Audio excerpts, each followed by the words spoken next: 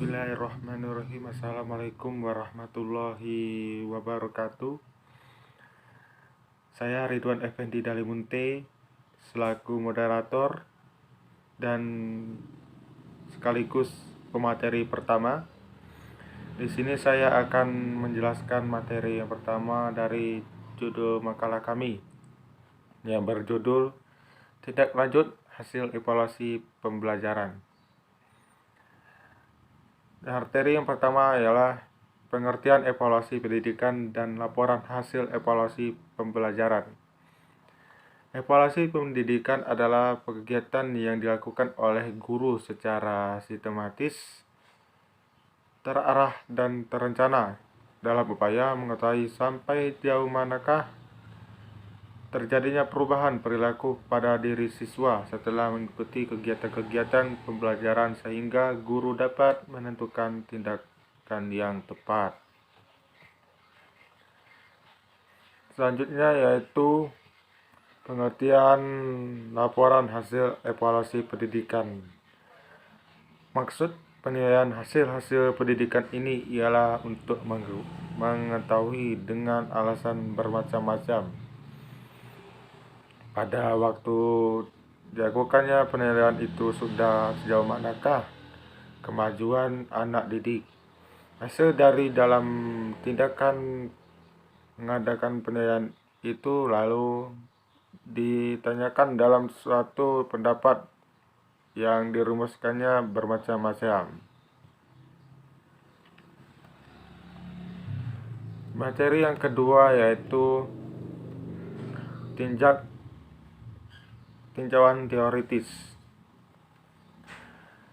Kegiatan tindak lanjut mengacu pada Pender dalam Bali menyatakan bahwa penilaian seharusnya memiliki kesejahteraan dengan tujuan dan materi kurikulum. Oleh karena itu, dalam upaya untuk meningkatkan semangat peserta didik harus ada kesejahteraan antara standar kompetensi, isi, konten atau materi-materi dalam kurikulum. Penilaian dan strategi standar materi, penilaian dan strategi pembelajaran benar-benar dapat saling melengkapi. Penilaian bukan hanya sebagai bagian dari suatu penilaian belajar, tetapi penilaian juga untuk meningkatkan pembelajaran. Selain itu, penilaian berfungsi untuk memajukan peserta didik dalam belajar.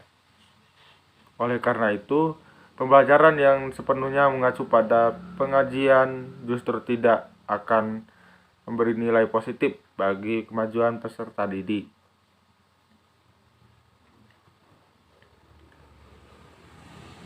Prinsip penanyaan ditunjukkan untuk memperkuat aspek kompetensi yang sudah dikuasai oleh peserta didik. Prinsip remedial ditunjukkan untuk memperbaiki aspek kompetensi yang belum dikuasai oleh peserta didik. Yang kedua itu asesmen pembelajaran. Penilaian adalah suatu proses untuk mengambil keputusan dengan menggunakan informasi yang diperoleh melalui pengukuran hasil pembelajaran yang menggunakan instrumen tes maupun non-tes.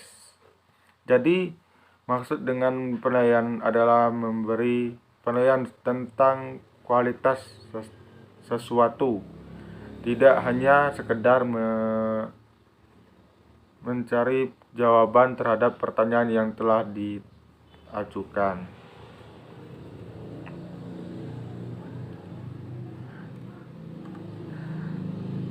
Mungkin itu saja materi yang dapat saya sampaikan.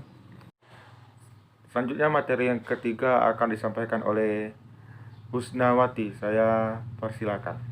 Assalamualaikum warahmatullahi wabarakatuh.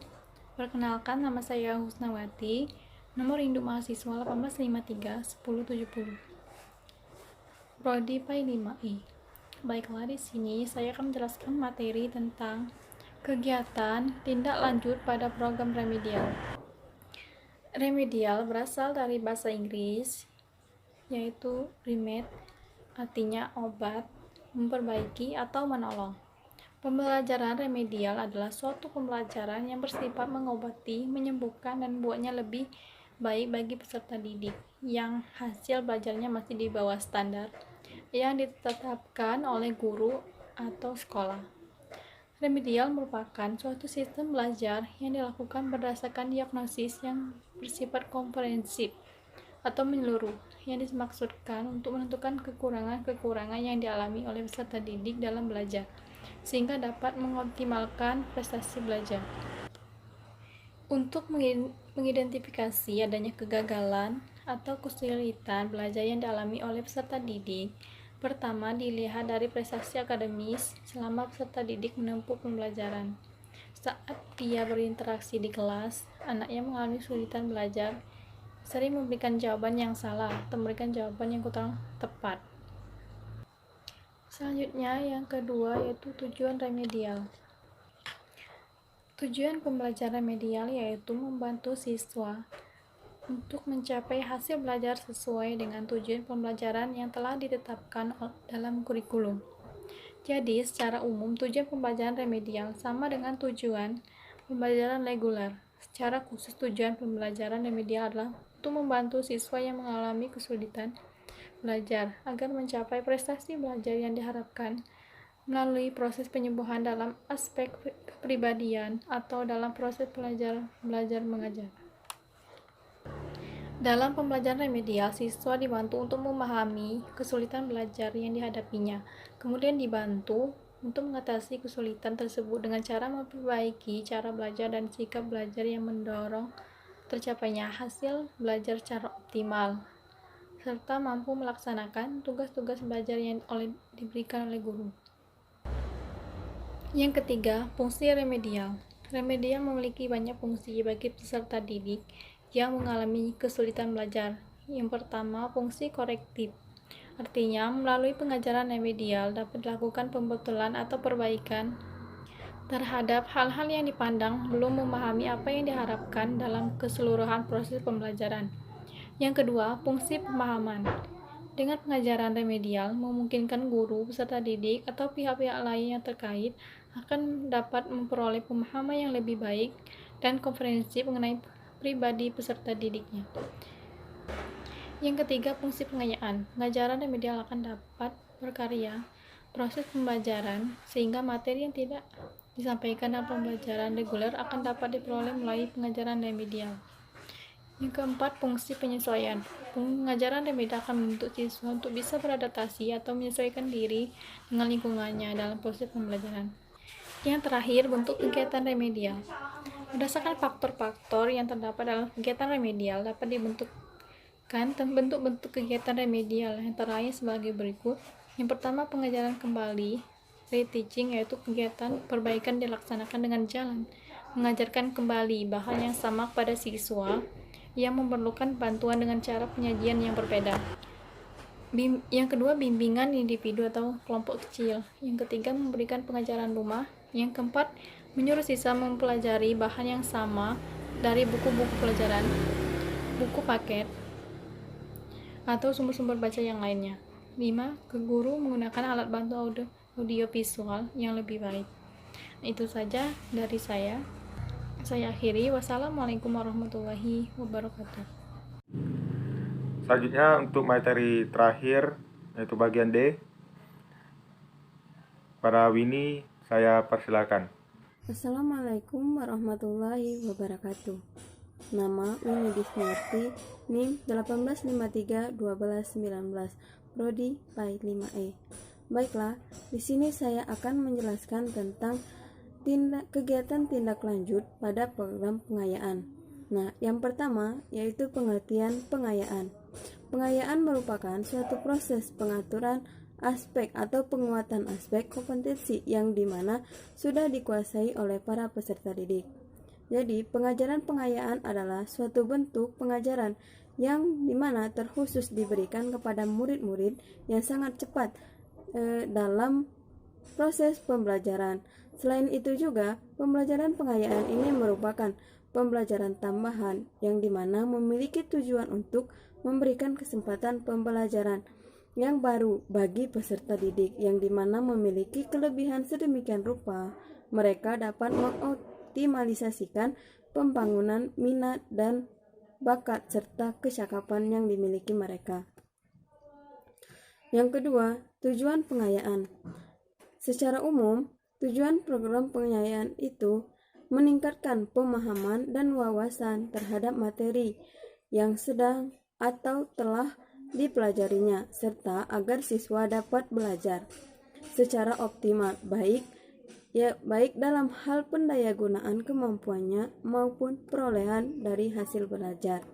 Nah, untuk lebih jelasnya, tujuan pengayaannya itu ya sebagai berikut. Yang pertama, agar peserta didik lebih menguasai bahan pembelajaran dengan cara peserta didik disuruh membuat ringkasan tentang materi suatu pelajaran.